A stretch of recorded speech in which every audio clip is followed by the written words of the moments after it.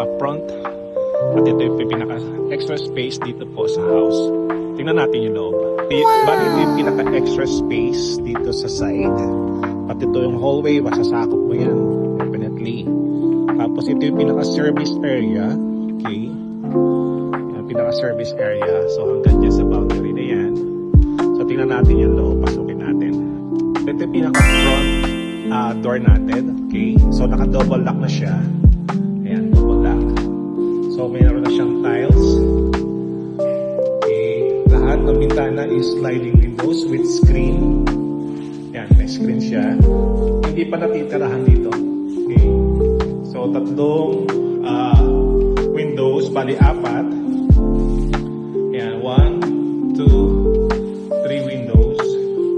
Tapos ito yung door going out. So naka-double lock din siya. Ito yung ating dirty kitchen. Okay. So ayan. Balik tayo rito. So ito naman yung pinaka-toilet and bath dito sa ground floor. Complete din siya with complete tools na rin. Mixture with shower faucet. Then meron siyang toilet, lavatories. Okay.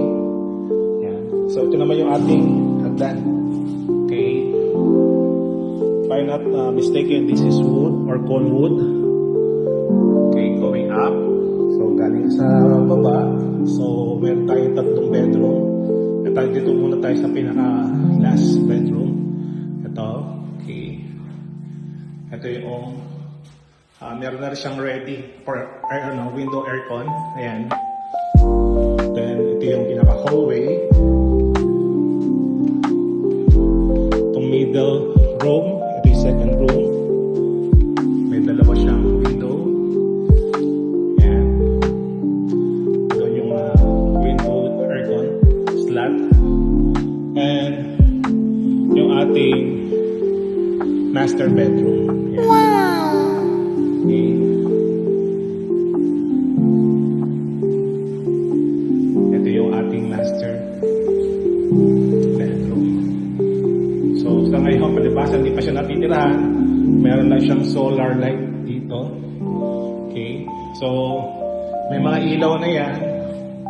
Ready na for yung water saka yung alumerato nito. Papakabit na naman. Okay. So baba tayo. Again, ito yung ating toilet and bath dito sa ground floor.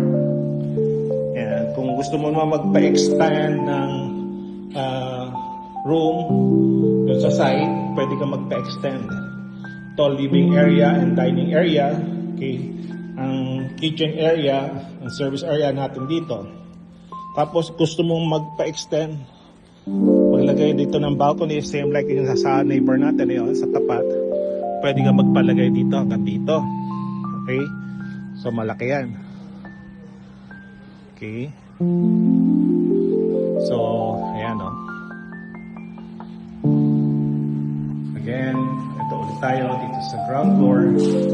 Ayan. So ito yung ating kabuuan ng ground floor. Ayan. Kompleto na yan. May mga socket na yan.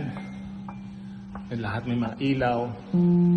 Meron ko lang na lang kulang. So ito pa yung pinaka-frontage niya, pinaka-harap, may nakapark lang na sasakyan.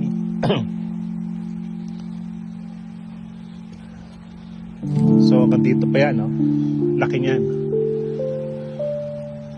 So laki, ayan. Pwedeng ganito ang gawin mo, tulad dito sa neighbor, sa katapat. Pakita ko sa inyo sa kita.